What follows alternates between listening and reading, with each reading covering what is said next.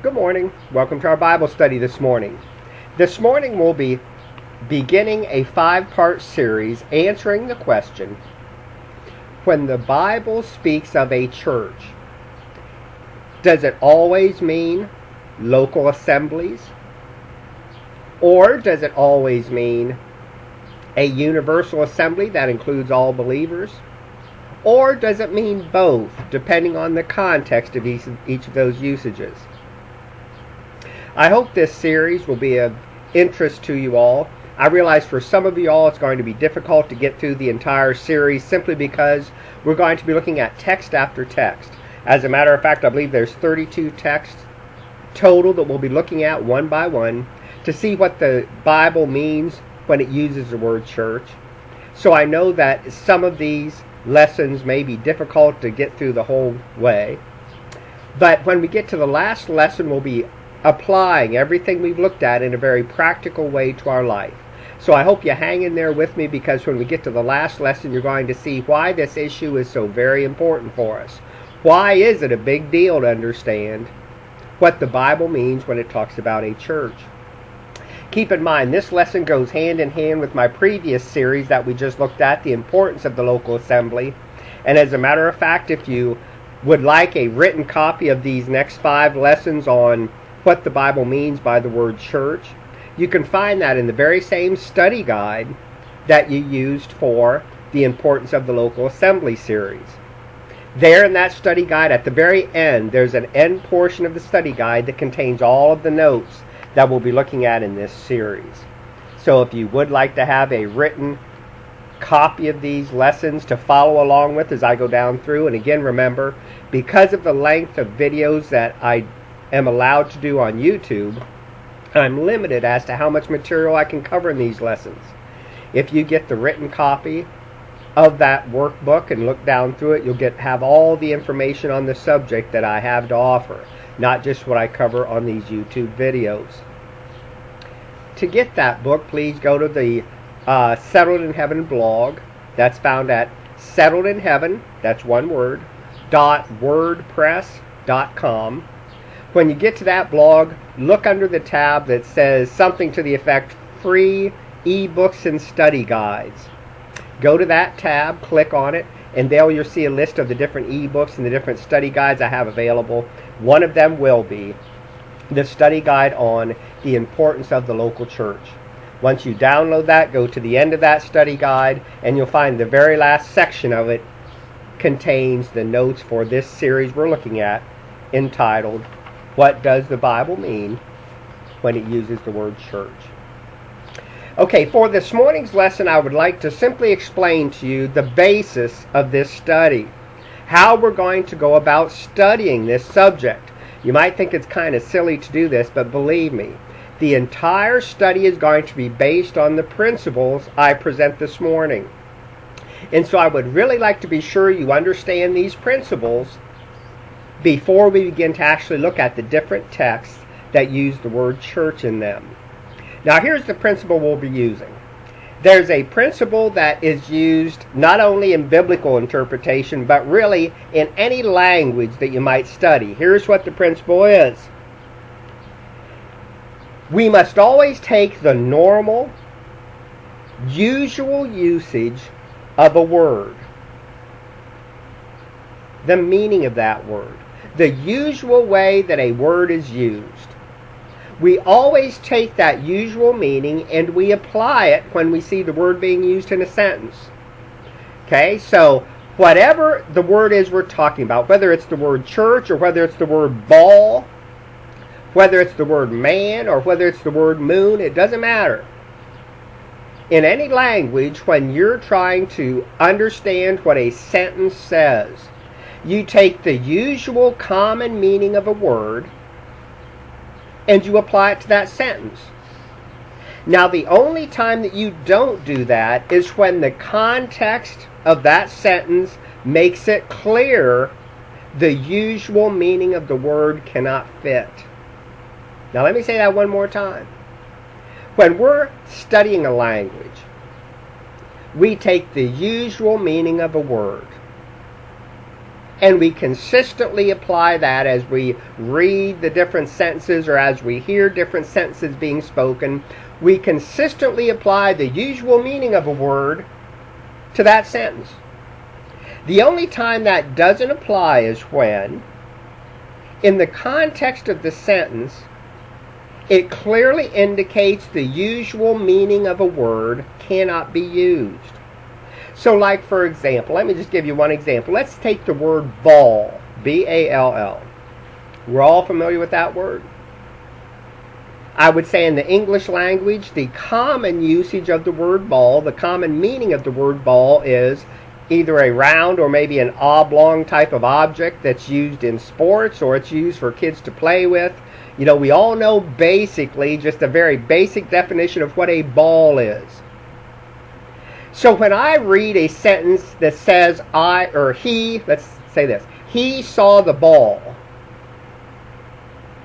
In my mind, what I picture is somebody is looking at either that round or oblong object that's filled with air that people play when they play sports, or what a child plays with, that type of idea. Since we have no other context for that sentence but simply the sentence, he saw the ball, it's fair to assume that that's what that sentence means. But let's take it a step further. Let's say that the sentence says, the husband and wife were dancing at the ball. Okay, if we take the usual meaning of the word ball and try to fit it in that sentence, it makes no sense at all. How can you have a husband and wife dancing at a round object that's used in child's play? I mean, it doesn't make sense. So then we have to stop and say, okay, in this one case, because this sentence cannot mean the usual meaning of ball, a round object kids play with, we're going to have to look for another meaning of ball. And sure enough, then, as we think about the word ball, and as we look up the meanings for ball, we find, yeah, the word ball can also be talking about a very fancy type of get-together where people dance at that get-together. A formal ball.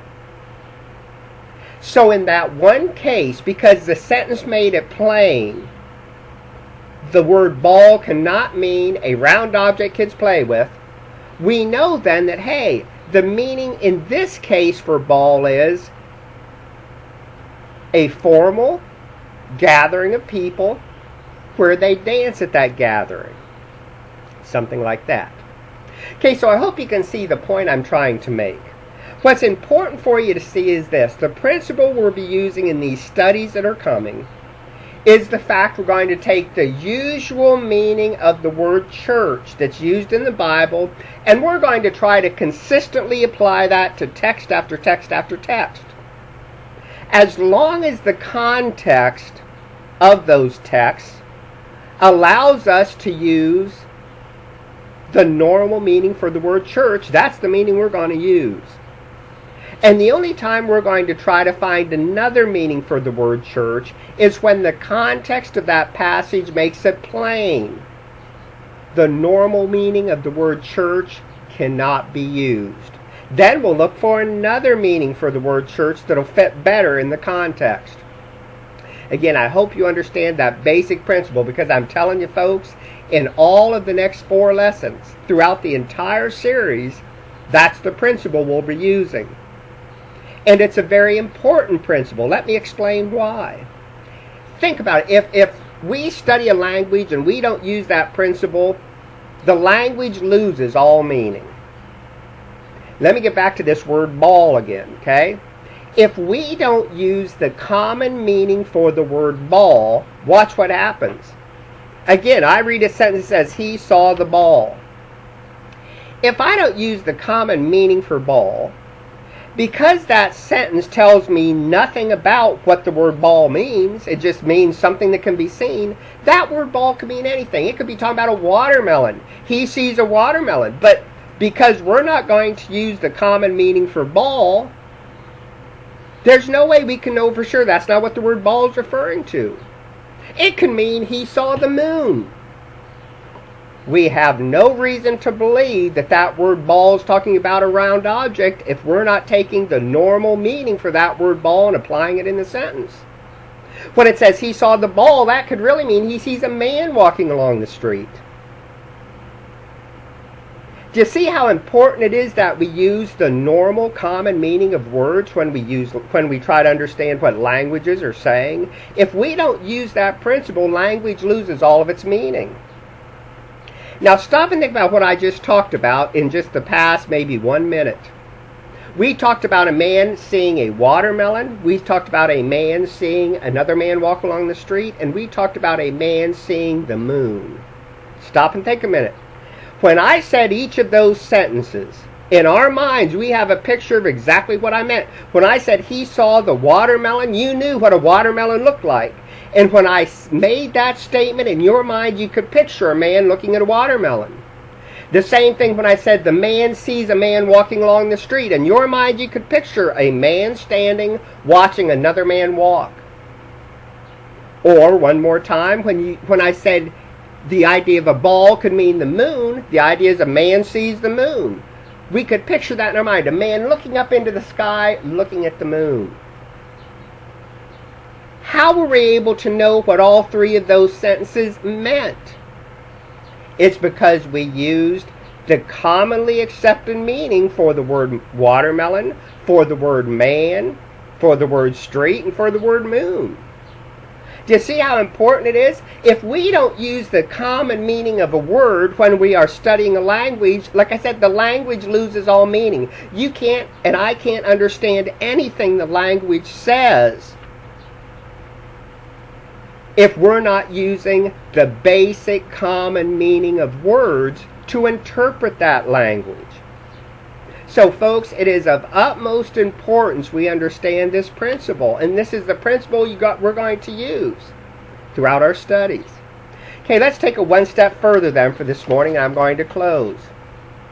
Okay, Rob, if we're going to use the common, normal meaning of the word church throughout the Bible, as we come across different texts to use that word.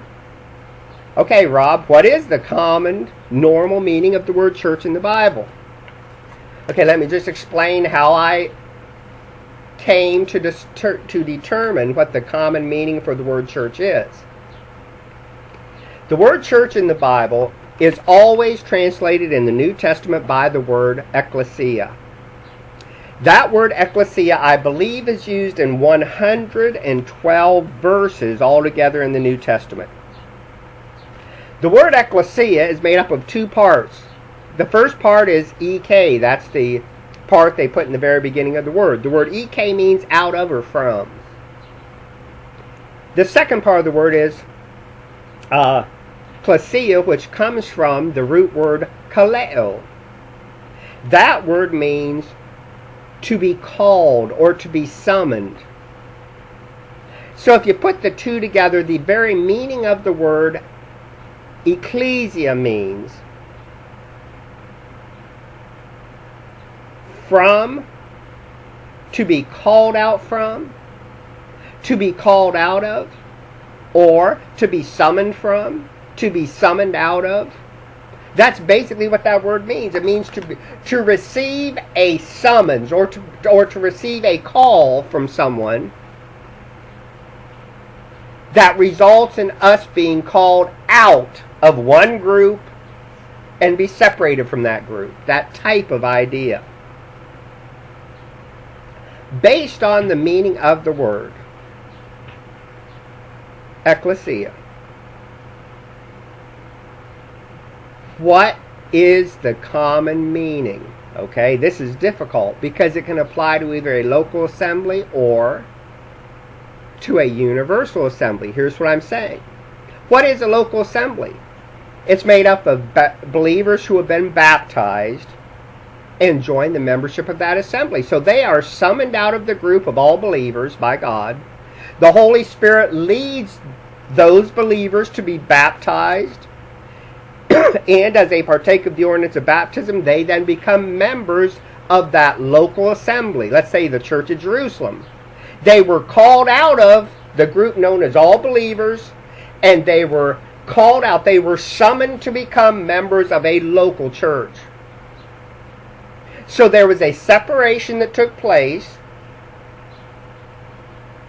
where the members of the local church at Jerusalem had been summoned out of that greater group of people that contained all believers. You can look at the members of the local church at Jerusalem and say they are believers, but you cannot look at the group containing all believers and say they're members of the local church at Jerusalem, because not every person who believed on the face of the planet joined the local church of Jerusalem's membership. I hope you can see the difference. So the word ecclesia could apply to a local assembly because it's ones God called out from the larger group of all believers. He called them out to be baptized and to enter into the membership of a local church. The problem is this, though. Ecclesia can also be talking about all the people who are saved, and here's how. God, through the Holy Spirit, summons or He calls lost people to salvation. Through the working of the Holy Spirit in that person's heart, he is regenerated, he's given spiritual life, he's forgiven of his sins, and he enters into a large body of believers known as the family of God. In that case, you have a calling from God that results in a separation. In this case, it's a person being separated to salvation from the lost, sinful world. So you can see how if we look at the definition for ecclesia or ecclesia, when we look at that definition for that word, it could really apply to either one that we're looking at here. We're looking at it if the word means local assemblies or if it means universal assembly or both. Well, at this point in time, it can mean both, because the very root meaning of that word that is translated church throughout the New Testament, it could apply in either case. It could apply to local church membership, or it could apply to membership in the family of God. So we don't get very far there when it comes to the usual normal meaning of the word. It can mean either one.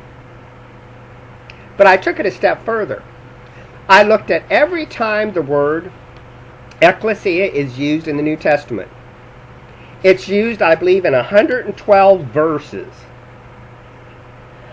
Of those 112 verses, let me get the number exactly right for you. In 80 verses, and actually probably more than that, but I really was conservative as I looked at these. In 80 verses out of 112, the word ecclesia had to mean, it must mean, a local visible assembly. Okay, Rob, what do you mean by it must mean a local visible assembly? It would use phrases like the Church of Jerusalem. That has to be talking about a local assembly. Can't be talking about a universal one. Talking about a local Church of Jerusalem. So if Peter talked about the church at Jerusalem, I put that in the category, it must mean a local assembly. Phrases like the church that is meeting in your house. There again, that can't be talking about a universal assembly. You can't get all believers throughout the face of the planet into a person's house. It couldn't be talking about a universal assembly of believers. It had to be talking about a local assembly. So all the verses that describe the church as like meeting in their house, or in some way it was meeting in such a way where it could not include all believers, you have to classify that as a local assembly being talked about. Finally, whenever the word church is used in the plural, when it talks about the churches of Asia, folks, it can't be talking about a universal assembly. You'd be saying there are many universal assemblies of believers in Asia. No, not at all. It can't mean that. It has to be talking about the local assemblies that met in Asia. So it's those type of texts I moved out of the way and said, those are clear from the context. We're talking about a local assembly. When I moved all of those out of the greater number of 112, those were 80 texts I could set aside and say, we know for certain that's local assemblies. And like I said, probably there's more than 80, but I tried to be as conservative as I could for this study, but truly I believe there's more than 80.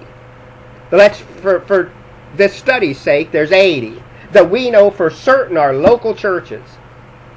Folks, out of 112, that only leaves 32 verses. There's only 32 verses left where the word church can mean a universal assembly. There's a doubt about it, so we're going to have to study the context to see which, as compared to this block of 80 that clearly means a local assembly. So if you ask me the question, Rob, what do you believe the normal meaning of the word ecclesia is in the Bible? I would have to say I believe it means a local assembly, because over 80 out of 112 times that word is used, it is clearly talking about a local assembly. You're welcome to study each verse yourself.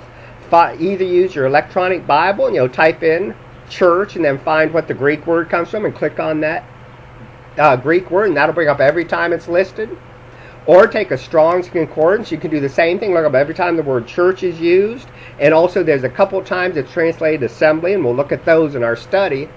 You can do the same study. Go through and you pick how many you believe is clearly talking about local assembly compared to a universal assembly. Again, you'll find it's at least 80 and probably more. If you do the math on that, that means that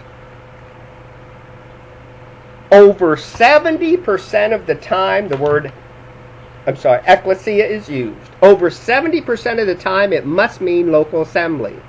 Less than 30% of the times it could mean local assembly, or it might mean universal assembly. You ask me, what's the common meaning of the word ecclesia as found in the New Testament? A local church. There's no other way I could look at it. So for the study beginning next lesson, here's what we're going to do. We're going to begin to look at those 32 texts that are questionable, that I thought wasn't totally clear about which type of church you're talking about. We're going to end up looking at all 32 texts over the next several lessons. We're going to ask the question, okay, if we study the context, which type of church are we talking about? We're going to apply local assembly and say, does local assembly fit here in this text? If it does, we're not going to look any further. If local assembly fits, we're going to accept that as the proper interpretation. Why?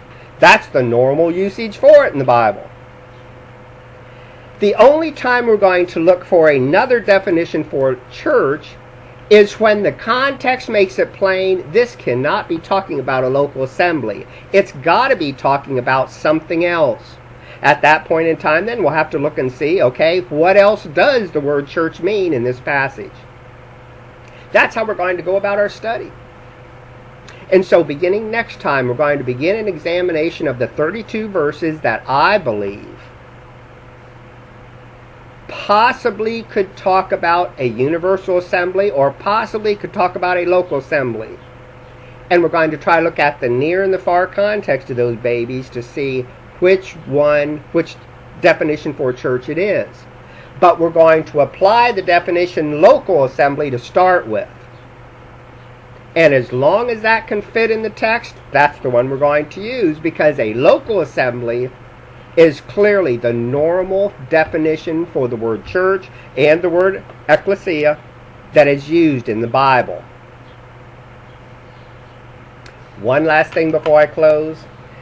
Remember, I said that I thought that 80 verses at least mean a local assembly.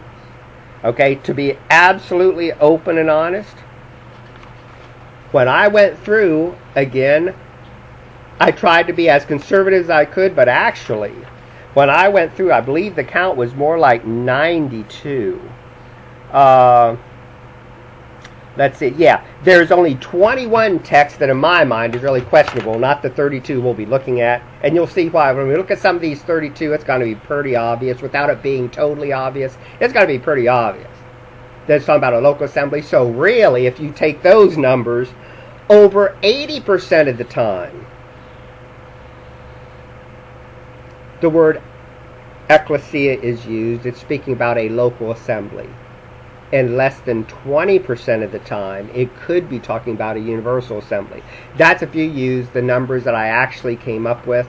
But like I said, there were some verses I wanted to be super conservative, so I took some of those verses and put them back on the pile that we should look at, even though in my mind it was pretty straightforward. Those verses were talking about a local assembly. So in either case, my point is this. No matter which set of numbers you want to take, it's either 80% or 70% of the time when the word ecclesia is used, it means a local assembly. Either 70 or 80, depending on what set of numbers you use.